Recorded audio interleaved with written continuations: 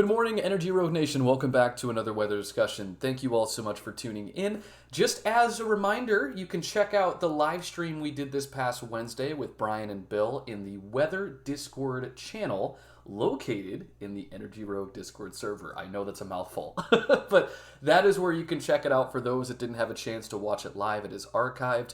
We talked a lot about pretty much everything to do with weather when it comes to the tropics in the second half of this season, what to expect, and also the temperature trends, what we are looking out for as we head into the fall and winter seasons, especially as we transition to La Nina. You're going to be hearing a lot about La Nina probably over the next several weeks. Not necessarily just from me, but a lot of news outlets. Every single time we have a brand new climate pattern such as El Nino, La Nina, there's always articles about what that means for the winter season. So you will be seeing that talked about a lot. So if you have any questions about that or what La Nina is or what that entails, feel free to post those questions in the Discord. I am also thinking about doing something similar to what Brian does with you guys, which is having a live Discord call. So you guys would join in on a live discussion about the weather. I'm thinking of reserving that more for kind of, I guess, bigger topics. So what I mean by that is if we're dealing with, let's say, a hurricane, or if we are about to embark on the winter season, I think I'm going to save those more for that and those discussions. But if you are interested in doing a live discussion with me on the Discord, regardless, feel free to post your thoughts as well down in the comments, both on this YouTube video as well as in the Discord server. Okay, so we're going to go over some brief things today. I want to start first with the WX Rogue page, guys. This is, as I've said many times already, a free resource for you to use. You don't pay a dime looking at this page.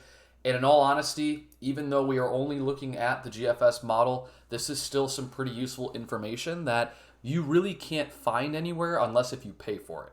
Now, I will say we are going to have a premium version of this service that is going to embark on more of this data and then some. There's going to be a lot of perks with that. Stay tuned. But at least for the time being, I mean, to have this information at your disposal, I still truly believe that this is effective method as well. And it's completely free, so it doesn't hurt you whatsoever. But there's a couple of things to note here on a lot of this. And again, this is the GFS. It is just one solution. But we have added a new product to this suite, and that is cooling degree days for top 5 populated cities. So we're specifically looking at New York, Los Angeles, Chicago, Houston, Phoenix. This allows you to be able to at least get a sense as to what that region is dealing with. Now, we're not looking at regions. We are only looking at the individual cities, but it still gives you a pulse on where things are heading and where they're forecasted to head as we head into, in this case, the last week or one of the last weeks of August. So, interesting trend to note here on our population weighted CDD. We see a decrease in our cooling degree days as we head towards August 22nd and 23rd. Now, the interesting thing about this is that I truly believe in what you're going to see. I think this is more of a short-term trend. Right now, at least at the moment, the GFS, as well as the European solutions, and a lot of them, are showing a very similar trend to where we see cooling degree days decrease in some of our hotter regions, especially the West, South, Central, and the Pacific. You're going to see why that's showing this type of output here a little bit later on. But keep that in the back of your mind. I do not think that this is a long-term trend. I think this is a rather short-term trend. I don't think that this is something that's going to last anywhere longer than a week or two. And also keep in mind that the GFS does tend to have a cold bias in its model algorithm. So we have to be mindful of that too. It may be trending towards a decrease in our CDDs, but it may not be as sharp, right? We may see this a little bit more timid once we get to, say, August 22nd, 23rd. But you notice the same thing taking place for all 5 cities, New York, Los Angeles, Chicago, Houston, Phoenix. Very interesting trend, right? A little bit more of a cooling trend for what looks to be not just by region, but also much of the lower 48. And there also is one other thing to note. We do have also heating degree days. I wanted to get these up for you guys as a freemium product because we are going to be heading into HDD season soon. So I want to have these up. I don't want you just looking at CDDs, especially when we start to see numbers like this outputted where we have 0.56 cooling degree days for the Middle Atlantic. You might be wondering, is there heating there? Well, if we take a look, according to the Middle Atlantic, it shows 2.4 by the time we get to, say, August 20th. But again, with our heating degree days, one thing I want to note with this is that I am not expecting much with this, right? I wouldn't put a lot of weight in HDD, because here's the other thing you have to consider, right?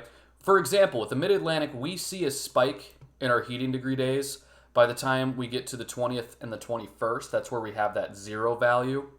But what it's doing, remember, when we calculate HDD, we are taking the difference between our average temperature and dividing that, or excuse me, taking our average temperature, and subtracting that by a base temperature of 65. That equation, guys, has been used since we started calculating CDD, HDDs, I believe back in I want to say it was the 70s or the 80s. So the equation hasn't changed. The math is relatively straightforward. But why I bring that up is because the way it is calculated here is we're taking the max temperature for the day plus the min, and then whatever that value is, then dividing that by 2, because we have 2 values here, and that gives you the average. So for example, where I think a lot of this cooling is happening and why we're having heating degree days is because this is likely being influenced by some morning temperatures, late overnight, early morning, where there could be some cooler temperatures, say, likely in more of the 50s. But what we will not be seeing is any hard freezes. This is not hard freezing conditions. And as I mentioned, I'm kind of getting a little bit ahead of myself, but I just wanted to make that clarification here because, again, you might see this and go, oh, shoot, we got heating degree days. What's going on? It's likely because of the fact that most of that temperature is being heavily influenced by morning low temperatures in like the 50s.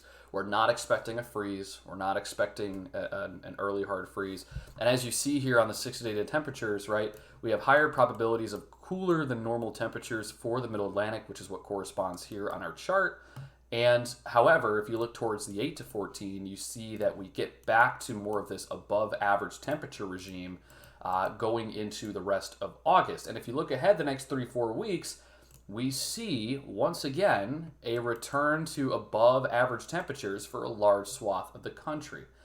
So, when I said that this is a short-term trend, I truly mean that it is, because as we talked about on the live stream, which you could check out, we actually talked about how as we transition away from El Nino to more of an Enso neutral pattern, that tends to favor more milder and slightly above normal temperatures. That typically doesn't favor cooler than normal because our temperatures are being advected from the Pacific as opposed to the poles, which I break that all down in the live discussion. Feel free to check that out in the Discord.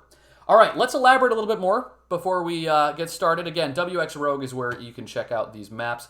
Let's dive a little bit deeper into exactly what I'm talking about here. So we'll start first by looking at our 500 millibar map, and you can probably already tell what the culprit is for what will be our cooler than normal air regime. So we have an area of high pressure out in Texas and the Four Corner states. That is continuing to keep those areas well above normal with their temperatures. We've had heat advisories and even some excessive heat warnings out towards some of the Gulf Coast states where they're seeing heat indices even north of 110 in some spots. It is very hot, very reminiscent of what we saw last summer.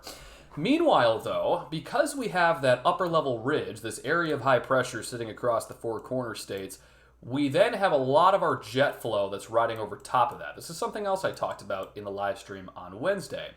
And as a result of that, that jet stream is bringing down colder air. This low pressure originated from the poles. It is what we call a poleward origined low that is moving equatorwards. So you have these low pressures that start out in the Canadian provinces of Saskatchewan, Alberta, British Columbia. They are then advected south into, in this case, the Midwest and eventually the Middle Atlantic. So it's important to note where these lows are coming from because that dictates temperature. If we're bringing down colder air, then subsequently we would expect that this low pressure originated from the poles because it's bringing down some of these cooler temperatures as we expected.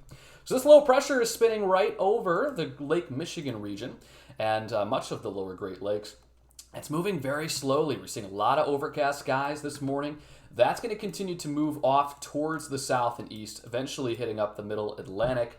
And as it does so, once again, we can expect some showers, maybe a rumble or two in some spots, but the main event is going to be some below normal temperatures. And this low is moving rather slow, so we could likely see that for the middle Atlantic and even parts of the Northeast over the next couple of days. However, once that low moves out of the region, this high pressure is forecasted to once again amplify off to the north and east, as well as due north. And as it does so, it will likely continue to bring some temperature fluctuations for the Northeast and the Midwest. Meanwhile, though, our temperatures will remain rather hot for areas of the Central Plains and the South Central United States. So, even though we are seeing this cooling trend, at least in the short term, the next 6 to 7 days, as we saw in the GFS, it's important to note that I'm expecting that to be rather temporary.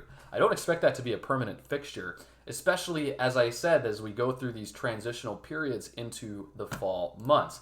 So let's quantify this and look at the ensemble model, and I'll show you exactly what I mean here when it comes down to the next couple of weeks. We'll look here at our 500 millibar jet, and as you can see, once again, there is our upper level ridge, the culprit that's brought a lot of heat to the south central United States, and also the culprit that has brought some cooler conditions for the Midwest and the middle Atlantic.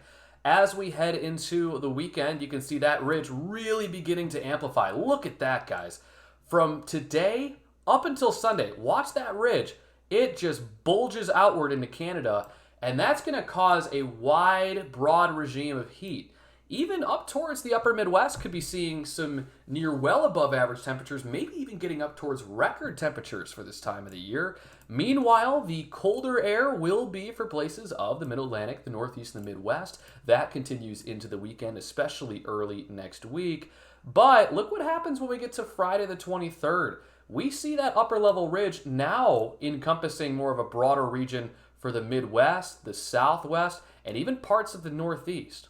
So we have a pretty good ensemble spread here. Keep in mind that as we go out towards 204 hours, this will take us into essentially Sunday, 2 weeks from now. But why I'm kind of honing in on something that's very far out is because we have seen this pattern over the last several weeks. We have seen this constant accordion effect with our high pressure where it expands and it contracts. I've talked about that several weeks ago in one of our first videos here on the channel about the idea that during these months when we have most of our heat, high pressures tend to expand and contract. They don't like to sit in one place. And this is exactly what our ensemble models are showing here. This would not be something that's out of the question whatsoever, even if we're talking about 200 hours out. As we go further in time, of course, our models are making a lot more assumptions beyond 204 hours than they are at that point. Again, 204 hours is still very far out, but it is important to note that this is something that would make a lot of conceptual sense, considering the fact that we wouldn't be necessarily sitting in those cooler temperatures for long, because when you get a low pressure to advect south, bringing colder temperatures, eventually your high pressure is going to want to bulge outward and essentially respond to that progression of the low on the other side. So it's something that we have seen before in history. So wanted to make that point potently clear. Now, if we look at our temperatures here, we will take a look at the GFS just for the sake of time and look at our standard temperature anomalies. This really conceptualizes everything we just talked about. And you see these blue is corresponding to temperatures below the normal, and these red temperatures are corresponding to temperatures above the normal. You can see, once again, as we talked about, Middle Atlantic seeing some of those cooler temperatures as we head into this weekend and into early next week. But watch what happens here with these warmer temperatures. Now, all of a sudden, we're talking about either at normal or slightly above normal for a large swath of the lower 48, and that is because of the idea that we see a sort of a meandering of our upper level ridge, and that brings more of that warmth to the upper Midwest and much of the central, western, and eastern United States. Now, I will say just a comment here on this, you probably notice this little pocket here of colder air hitting Texas. That is actually signaling more of a tropical system. I bring this up to you because I have very low confidence in this.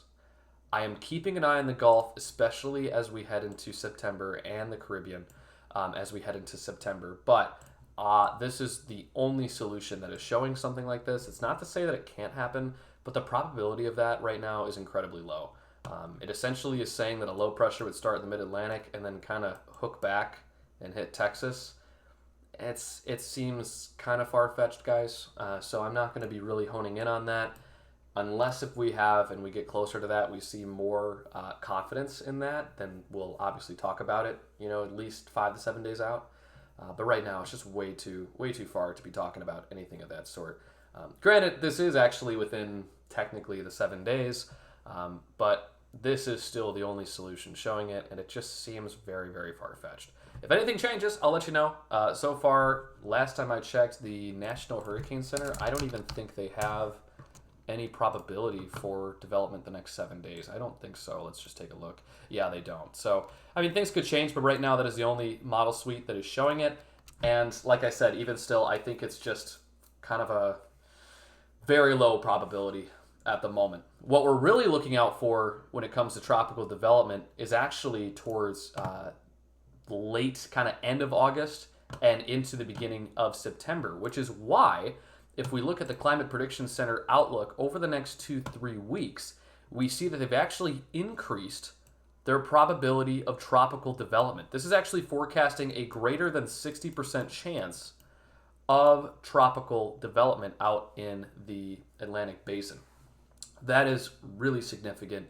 As a matter of fact, I believe that this is some of the highest probabilities I've seen the Climate Prediction Center issue all season. We haven't seen much of that forecast probability. But the reason for that is because, and I'll talk about this here on a video on Monday, but we are expecting, once again, a high pressure to position itself to where, because it spins clockwise, it will essentially create an environment of convection, right? So when it comes down to convective development out in the Atlantic, one of the key factors is where high pressure is positioned. And so if we position high pressure right in the right spot, well, high pressure spins clockwise. And because we have the equator, we also have our trade winds that are also meeting at that point. So right near what we call the convergence zone, when we have that high pressure set up, that actually promotes convergence. And because we're creating an environment of lesser shear magnitude and lesser Saharan dust, that would increase thereby our probabilities of development. So keep an eye on the Atlantic Basin as we head into late August and even much of September, as well as the Caribbean and Gulf. Caribbean and Gulf are scorching right now, especially the Gulf with our sea surface temperatures. That environment, essentially we call it's prime the pump, if you will. All we need is for some synoptic ingredients to come together, and then we'll see some additional development in these regions. Excuse me, sorry, I just coughed. I'm not cutting that out. Thank you guys so much for tuning in. Like I said, if you have any questions, post those down in the Discord comments below, as well as the YouTube video. If you did enjoy this video, be sure to like and subscribe to the channel.